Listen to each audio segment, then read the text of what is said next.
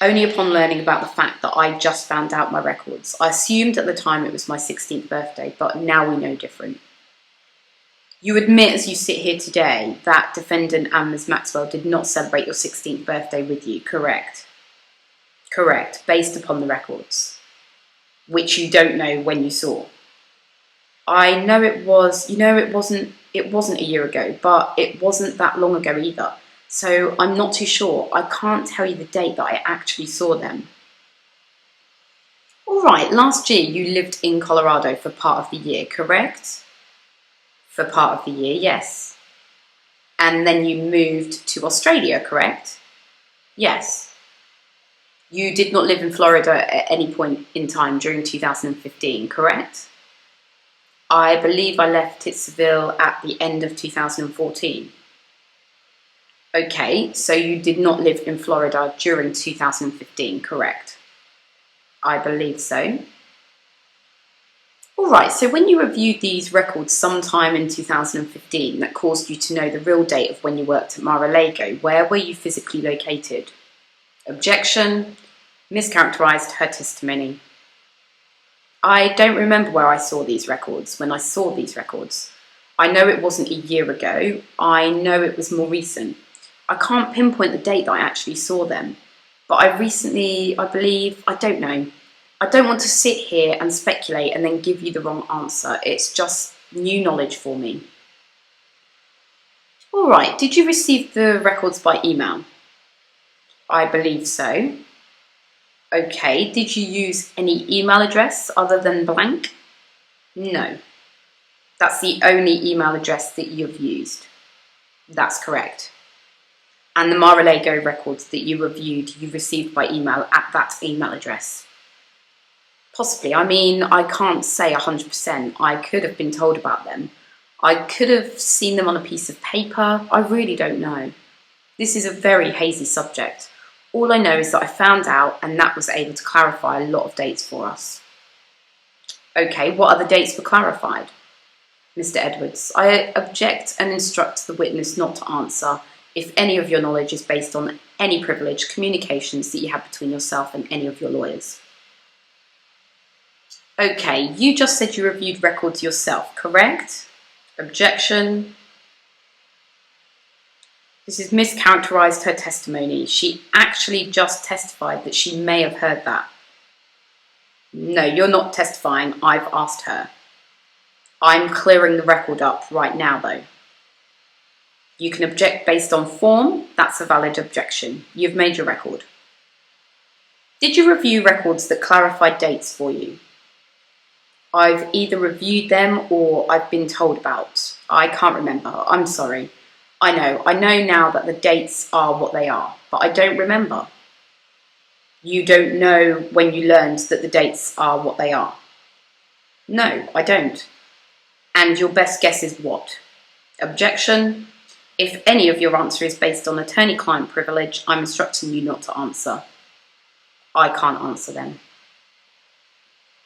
Okay, so have your attorneys told you to change your dates? Objection. Do not answer that question. This is a question intentionally devised to invade the attorney-client privilege. She's not going to answer those questions. You can answer a question about whether your attorneys have told you to lie, because that would be a crime, and I'm sure I will. I'm sure you want to tell me that your attorneys did not tell you a lie, correct? I can tell you for a fact my attorneys have never told me to lie. All right, and did your attorneys tell you to change a date? Objection. She's not answering any questions about communications between her lawyers and herself, period. So, if I could also direct your attention to Defendant's Exhibit 8, it's the manuscript. If you could turn to page 40, the videographer. I just have a quick request, counsel. Ms. G, would you mind bringing the mic higher up on your jacket, please? Sure. Thank you. Tell me if that's okay, better? Okay, page 40? Right, do you see the first full paragraph on that page? I do. The first line begins, I spent my sweet 16th birthday on his island in the Caribbean next to Little St. James's Isle. He liked to call it Little St. Jeff's. His ego was enormous as his appetite for fornicating. Do you see that sentence? I do. That is not true, correct? You were not spending your sweet 16th birthday on Little St. James's Isle, correct? Based on my knowledge at the time that I wrote this manuscript, I thought I did spend my 16th birthday there, and so I put it down in there as that. Now I know that it wasn't my 16th birthday. Or your sweet 16th birthday. Well, objection, harassing. Was it your sweet 16th birthday? It is not custom to call your 16th birthday sweet. Have you never heard that saying before? Was it your sweet 16th birthday, Ms. G? Mr. Edwards, she's answered the question. It's been asked and answered. She asked me a question, actually. You're not testifying here. Was it your sweet 16th birthday? As I thought in the manuscript when I wrote it, I thought it was my sweet 16th birthday. Okay, now that you know it wasn't, where did you spend your sweet 16th birthday? Well, I don't know. Well, just give us your best guess. Objection, and she's not going to guess today. She's going to tell you the answers as she remembers them. If you remember the answer, please tell her the answer. I don't know the answer, where I spent my sweet 16th birthday. Do you know who you were with on your sweet 16th birthday? No, I don't. Do you know where you lived on your sweet 16th birthday? No, I don't. Were you living with your parents on your sweet 16th birthday? I don't know. Were you living with blank on your sweet 16th birthday? I don't know. I was a runaway a lot. I don't know where I lived at that time. Okay, were you working at Taco Bell on your sweet 16th birthday? I don't think so. I don't know. Were you working at Publix on your sweet 16th birthday? I don't know. Were you working at an Avery on your sweet 16th birthday? Again, I don't know. Do you recall any present you actually got on your sweet 16th birthday? No, I don't. I don't know where I spent it, who I spent it with, or what I got. I'm sorry. How long did you work at Mar-a-Lago? Best of my recollection, it was a summer job. I believe I started in June, and I think I only worked there approximately 2 weeks. 2-3 weeks. How many hours a week did you work? I want to say it's a full-time job. Do you recall it being a full-time job? It was a summer job, but just thinking back, my dad used to bring me in and bring me home. So he worked full-time all day. And I didn't lounge around Mar-a-Lago. So yes, I think it would have been a full-time job. And how much did you make per hour? Approximately, I think I remember making $9 an hour. The bracelet and earrings you got for your birthday, some birthday, on where was that birthday party? At Little St. James's? Objection. Where was it? At Little St. Jeff's. Okay, where are those bracelet and earrings now? I left everything behind me when I went to Thailand. Where did you leave them exactly? I had a storage facility in my apartment that I lived in. So were they in the storage facility or in the apartment? Most likely in the apartment. Okay, what apartment was that? Royal Palm Beach. I don't know the address, I'm sorry. You don't know the address at all? Not at all. Okay, where was it roughly located? In Royal Palm Beach? I don't know. It's been a long time since I've been back to Royal Palm. I don't remember street names or anything. Did it have 1 or 2 bedrooms? It was 2 bedrooms. Was it on the 1st or 2nd floor? The 2nd floor. Who lived there with you? Blank first lived there with me, blank, and I broke up shortly after living there, and blank lived there with me. Okay, and that's the apartment that you left when you went to Thailand? Yes.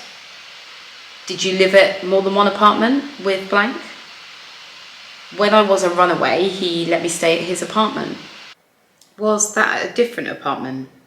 Yes. All right, so you lived at blank apartment when you were a runaway? Correct. And did you live anywhere else other than those two apartments with blank? We stayed at blank parents' house, I think for a few weeks before the apartment. Okay, the apartment that you rented. The apartment that blank rented, I think I was too young to go on a lease. Well, all right, we'll come back to that in a minute. But the apartment that you left in 2002 was the one in Royal Palm Beach that you lived at originally with blank, and then after breaking up with blank lived there. That's the one we're talking about. Correct.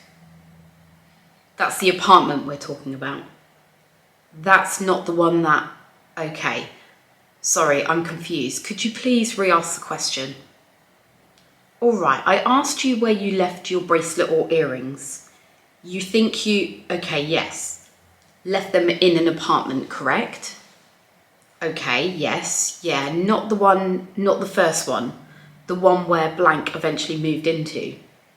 That's the apartment you left the bracelet and earrings at. I believe so, yes. So, when you were working at Mar-a-Lago, you rode with your father every day? Yes. What car did he drive at the time? I don't know. Okay, did you have a vehicle of your own at the time? No. Did you have a driver's license at the time? Yes, I got my permit when I was 15 and my driver's license when I was 16. Okay, and how were you paid? By cash or cheque or some other method? I don't remember. Did you have a bank account at that time? I don't think I've ever had a bank account. Well, up until recently, living here, I don't remember having a bank account. So you believe you got paid by unknown means and you did not deposit it into a bank? Correct.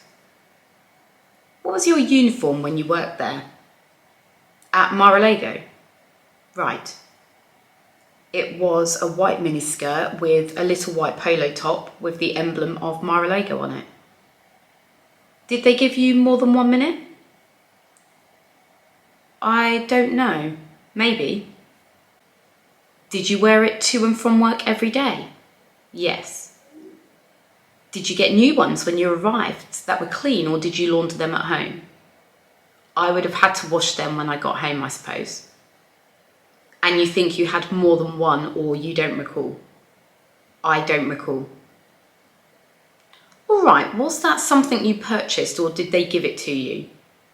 They gave it to me. And who else was wearing that uniform? The other locker, the lady that did the front desk next to the locker rooms. She had the same one. Yes. Was that Adriana? I don't think Adriana wore a uniform. I think she just dressed professional. Okay, and what other employees did you see there at the spa at the time when you worked there? There were, well, this is in the massage area, and there's also like a fitness area. So there's spa and fitness. So there would be the masseuses and then there would be the trainers. And that was just located in that one area away from the main house and stuff. And is that the area in which you worked? Yes. In the spa area or the fitness area? The spa and the fitness area were in the same complex. Okay, what did the other people who worked in the spa area wear? I don't remember what they wore. All right, and what did the people in the fitness area wear? I don't remember. I know it was, we had our own uniforms. Everyone else had their own. Who is we? Well, the girls that worked in the meet and greet area. Me and the other girl with the curly hair I told you about. Had our uniforms, and then the fitness people had their own uniforms, and the masseuses had their own uniforms. What did the masseuse's uniform look like? I don't remember. No recollection at all. None whatsoever. Colour? No, sorry, I remember mine. Okay, how did it come to pass that you were no longer working at Mar-a-Lago in 2 to 3 weeks? I was approached by Ghislaine Maxwell. Okay, and how long had you been working at Mar-a-Lago when you were approached by Ghislaine Maxwell? Roughly 2 to 3 weeks. Okay, where in the spa were you when you were approached by Ghislaine Maxwell? Just outside the locker room, sitting where the other girl that works there usually sits. She was away from the desk. I was reading a book on massage therapy. Was that indoors or outdoors? Outdoors. Okay, and what, were you in the sun or in the shade? In the shade, underneath I don't know what you'd like to call it, but you know, underneath the complex, the building. All right, and what was Ghislaine Maxwell wearing when she approached you? I don't remember what she was wearing. Any recollection? Colour or clothing or anything? No. Okay, any details about her? Was she carrying a purse or anything? No, she looked like, from my memory, she looked like she was either there for a massage or fitness. I remember she had a British accent. She was very interested in the book that I was reading. I mean, we can get into some more details later if you'd like, but I don't remember any more about what she was wearing that day. Did you have a cell phone at that time? No. Where were you living at that time? At my parents'. And who else was living there with you at the time? My mother and my dad and my brother. Which brother? Blank. What about your other brother? I think he had moved out by then. What forms of communication did you have? Just a home phone number or what? Yeah, there was a home phone. When do you recall ever getting a cell phone? The first cell phone I ever got was one that Ghislaine gave to me. So you never had your parents, did they have ones when you were working at Mar-a-Lago? No, my dad used to, we had phones in the spa, a maintenance area and so on and so forth. And you could, so to speak, page people from around the courts. Okay, so tell me what you recall of the first conversation that you had with Ghislaine Maxwell. I'm sitting there reading my book about massage therapy as I'm working in the spa. And I'm getting my I was in the process of getting my GED before I went to my summer job. I decided that I would like to become a massage therapist one day. And the body really intrigued me, you know, reading the massage was a lot about anatomy, blood flow, everything to do with, you know, touching somebody somewhere and then triggering a result somewhere else. I just was very intrigued by the whole anatomy thing. Ghislaine came up and approached me at the desk that I was sitting at. Ghislaine came up and approached me at the desk that I was sitting at. And my book was like this, indicating. And she said, "Oh, you're reading a book about massage. You want to do massage?" And I told her, yes, you know, I'm very interested in it. One day I would like to become a masseuse. All right, where did you get the book on massage? Maybe the library? Maybe, or do you recall? I don't think I purchased it, so I'd have to say the library. Okay, what library was that? Whichever library was close to my house. Do you remember a library being close to your house? There's one in Wellington that I used to go to. Oh no, there's one in Royal Palm. Yeah, there's one in Royal Palm and Wellington, and I used to go to both. Did you have a card for both? Did I have a card? A library card? Yeah. For both places? To be able to rent out a book? Yeah. Okay, so the best of your recollection is you used one of your library cards at one of those two libraries to check out a book on massage and anatomy. Correct. And when did you do that relative to starting at Mar-a-Lago? Probably within the first week. I mean, I saw what the massage therapist got to do. I mean, their jobs were so relaxing. The music, like the atmosphere, they always had happy clients. It just seems like an ideal job. And so you were spurred to go to the library and check out a book. Well, I had been talking with the other massage therapists, and they're the ones who first intrigued me about what they do. And, you know, I wanted to aim for something higher than being a locker room attendant one day. And yeah. What was the name of the massage therapist that you were speaking with? Oh, I have no idea. Can you give me any physical description of any of them? There was the one who had blonde short hair. There was, I would say, there's probably about 4 massage therapists that work in there.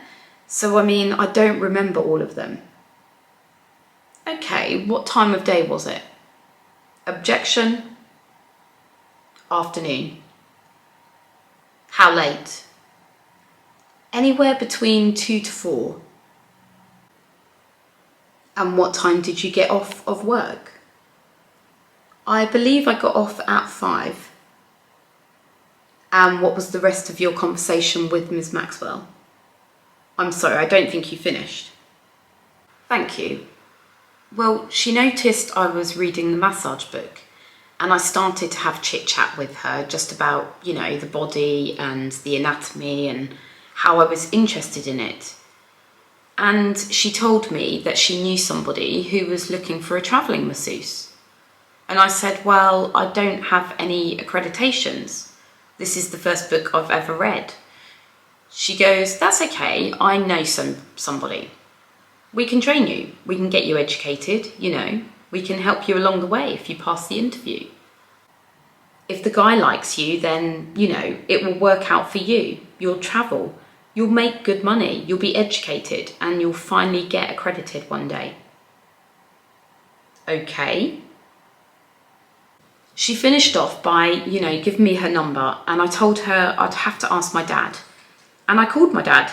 I ran over, actually, to see my dad. Talk to him. He said it would be okay. I used the phone from Mar-a-Lago to call her and tell her that I was allowed to come over. And she said, great, meet me here at, I don't remember the exact address, but it was El Brillo Way in Palm Beach. After you get off. And my dad drove me. Did you write down the address that she gave? Yes. Did you write down her phone number? Yes. So did you go run and talk to your dad while she was still there? No, I believe she left. And she told me to ask my dad and then to give her a phone call. Okay. Did she ask you your age when she had that conversation with you? No, she did not. Did you tell her your age? No, I did not. And so somewhere you wrote down a phone number to call her back at? All right, and where did you write that down? Probably just a piece of paper lying around the desk. Okay, but you don't remember? I mean, no, I don't have that piece of paper anymore, so no. Okay, and did you write down an address? Yes. And what number do you think you called? A cell phone or a home phone, or do you have any idea? I have no idea. Ghislaine answered, so if it was a home phone, the butlers probably would have answered, so most likely it was her cell phone. All right, and what happened when you got off of work? My dad drove me to El Brillo Way. We arrived at a very large pink mansion and we knocked on the door. My dad got out of the car and we knocked on the door. Do you recall which car this was? I don't know what he was driving at the time. My dad always drives trucks, so it would have been some kind of truck. But you don't know which kind. I don't know if it was a Ford or a Dodge, or what kind of car does your mum drive? Right now? No, in 2000. Oh, I have no idea, I don't remember. They change cars quite often. They like getting different cars. When did you get your first car? After my trip to London to meet Prince Andrew. Okay, what kind of car did you get? A Dodge Dakota. And did you purchase that yourself? Yes, I did. And how much did it cost? I don't remember off the top of my head how much it cost. Who did you buy it from? My dad helped me bargain with it. I don't remember where we bought it from. And was the title put in your name or your dad's name? I think the title was put in my name, I think. I mean, my dad was with me. I've never registered a car or anything like that before, so that was your first time? Yes. Memorable, right? Yes. When you got there, a butler or someone answered the door. Is that what you said? No. Ghislaine answered the door. Okay, and then what happened? She shook hands with my dad, like she briefly opened the door, she stepped out, shook hands with my dad. Told her she'd look after me and she'd make sure I get a ride home. And just very briefly, that was it. My dad left and I went inside with Ghislaine. Did Ghislaine and your dad have any discussion about what it was you were doing there in your presence? You know, I can't recall exactly what was said, but I had already told my dad what the interview was for, so what did you tell your dad? That a very nice lady approached me and told me that she would offer me an education to become a massage therapist. And it was great.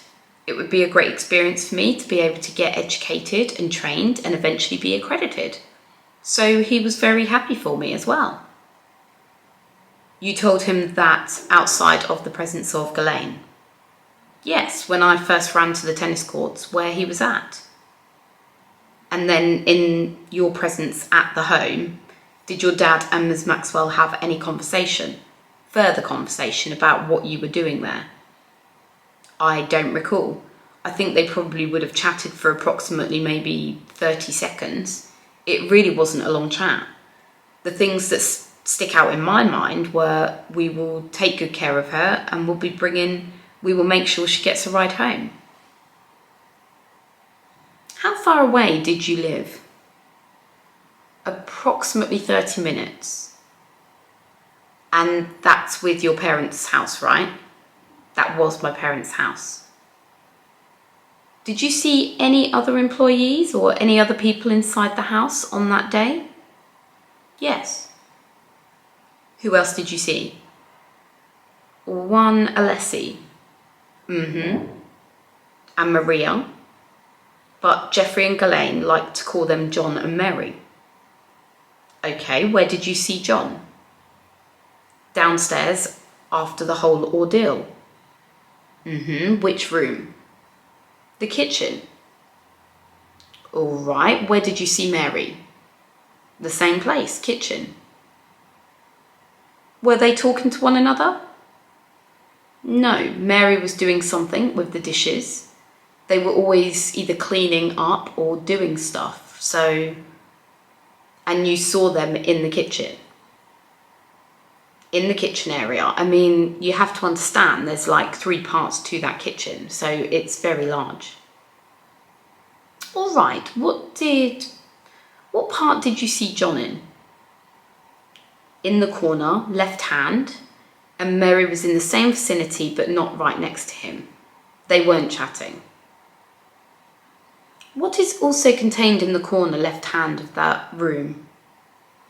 There's shelves with, I don't know, just shelves that I remember, open door pantry stuff. What was Ms. Maxwell wearing when you arrived at the home? I don't remember what she was wearing. The book that you were reading at the spa that day, do you recall the name of it? No, I just know it was it said the word massage on the front of it. I don't know the title or the author. Do you know the colour of the book?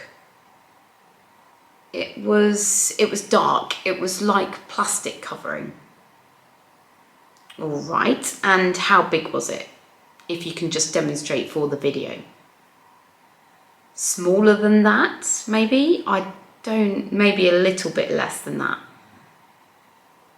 Can you hold it sideways for the video? She complied. So you're saying the book size was a little bit less than half of... Right, I mean, the book was a little bit bigger. The pages were, you know, this is a very small print. This is printed A4 long ways, whereas I think it wasn't A4 that way. I don't know. It was just a book, and I don't know how many pages it had either. I mean, approximately maybe 100. Okay, so maybe my question wasn't a very good question. How big was the outside of the book? Not the thickness, but the length and the width. Maybe like here. So a little bit bigger. Longer than this, yeah. We're going to fold it in half again, and then like that. So larger than an 8.5 and 11 piece of paper. Mr. Edwards, form. I don't know what 8.5 and 11 inches is. If this is 8.5 and 11 inches, then yes, it's... So when you fold it in half, is that a little bit smaller, folded in half, than the book? Yeah, if I were going to hold the book like this, if I were going to sit there and read the book like this, in my mind, it would be a little bit bigger than what I'm holding right here. All right, so you're demonstrating the book as it's open that way. Yeah, let's just say I'm reading it like this. Okay, got it. I'm going to suggest we take a short break. We can, Mr. Edwards, order, Ms. Menninger, order lunch for you guys and then do a little bit more before the lunch gets here. Mr. Edwards, okay? Ms. Menninger, if that works for everybody. Mr. Edwards, yeah, that's great. Ms. Menninger, all right, let's do that. Videographer, we're off the record at 11:38.